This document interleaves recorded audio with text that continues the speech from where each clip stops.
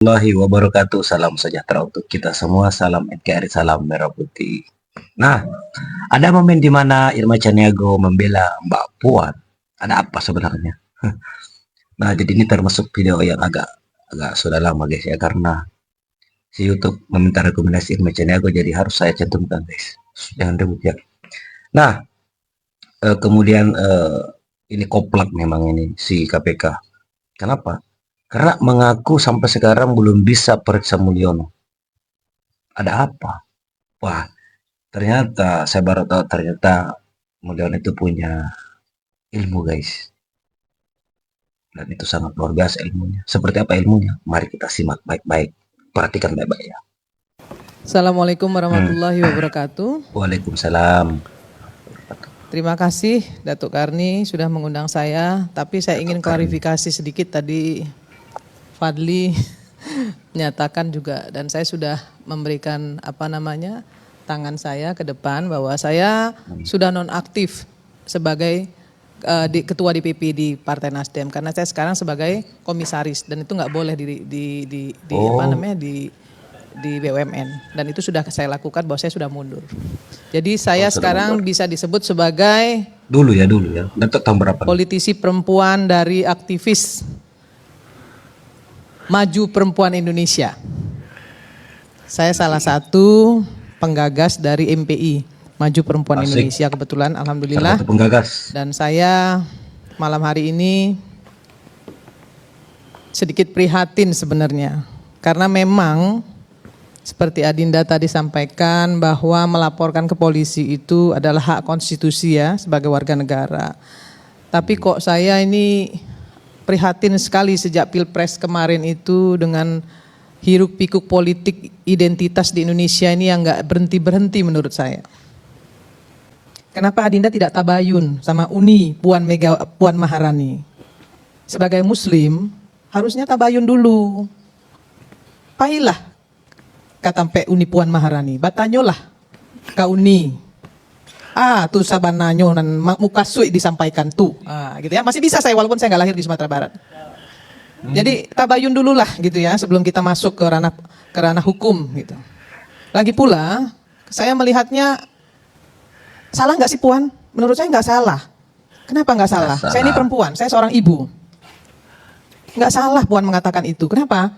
Karena Puan itu mengatakan doanya untuk Sumatera Barat. Menyatakan harapannya, memang di sini disampaikan ya.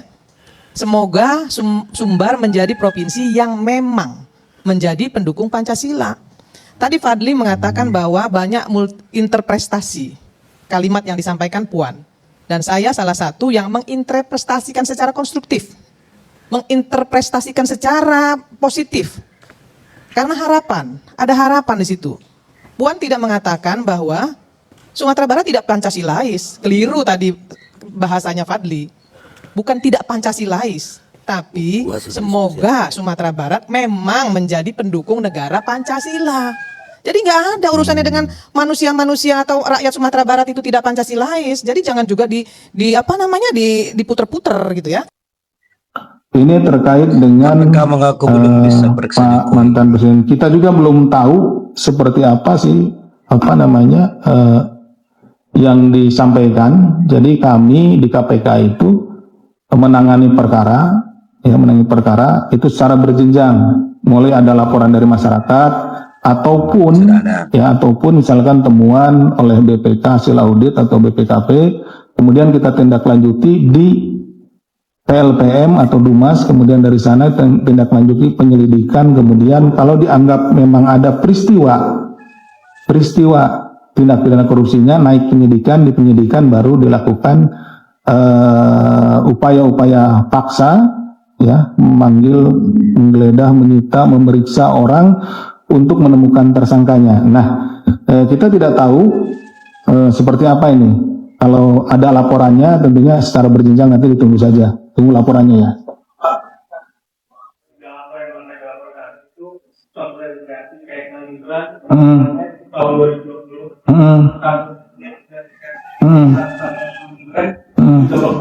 Ya.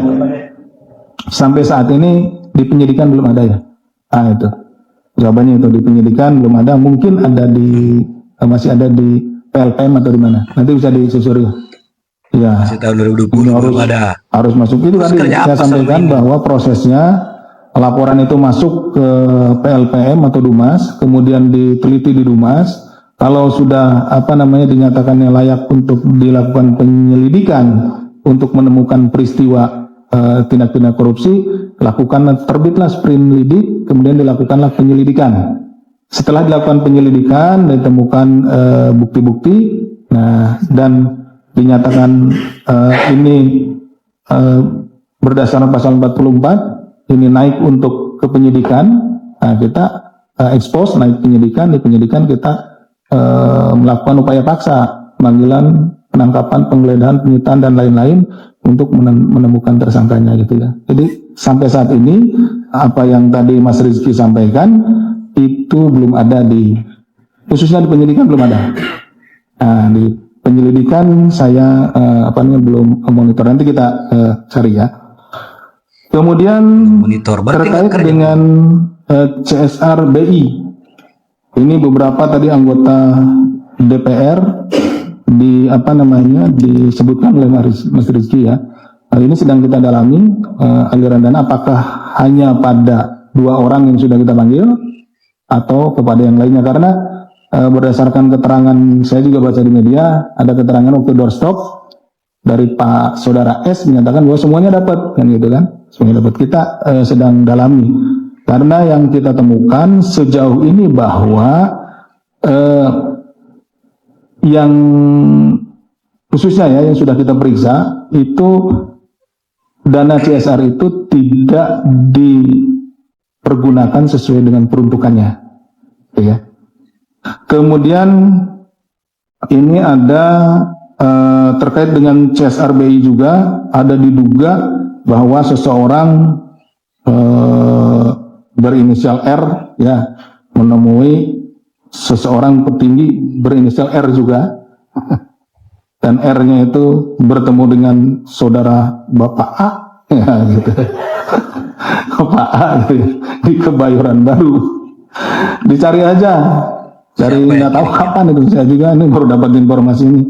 Mungkin itu A-nya A yang lain gitu. Karena saya seharian juga.